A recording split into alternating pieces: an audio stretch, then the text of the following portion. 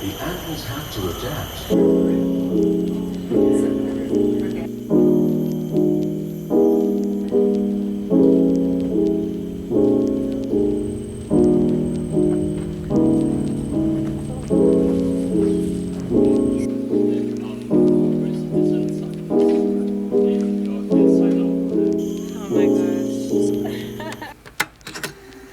Yep, as you might have guessed it, my group and I, we went to Sungai Buloh Wetland Reserve for our field trip. I was a little early, so I took a walk around the centre to understand its history dating way back to the 1890s to the present, and one thing I learned was that it was once occupied by prawn farms. So Prof came and guided us around Station 1, where we explored the natural mangrove ecosystems along the boardwalk. And I didn't record it here, but we measured the canopy cover using a densitometer. Amazing bird species diversity that we have.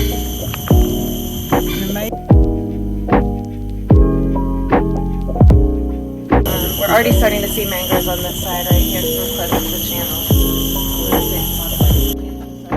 The main thing that stood out to me were the different types of root adaptations.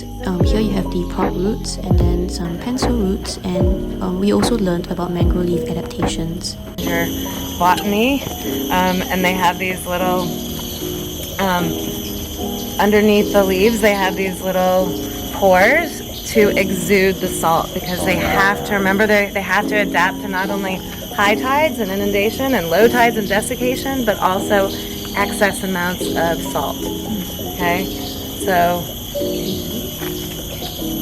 So the bubbles and film on the water here indicates the microbial community that are essential in the biogeochemical cycling of nutrients and carbon.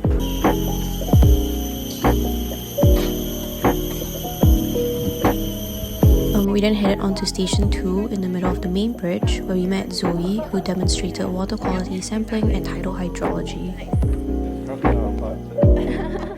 Here we were lowering the Horiba water quality tracker and submerging it at various depths to compare factors like water quality, pH, conductivity, turbidity, dissolved oxygen, total dissolved solids, and salinity.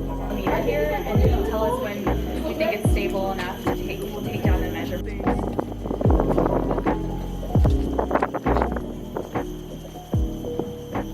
After which, we also used a Secchi disc to measure water clarity at 3 different spots. The closer we got to the middle of the bridge, where water levels were greater, the lower the visibility.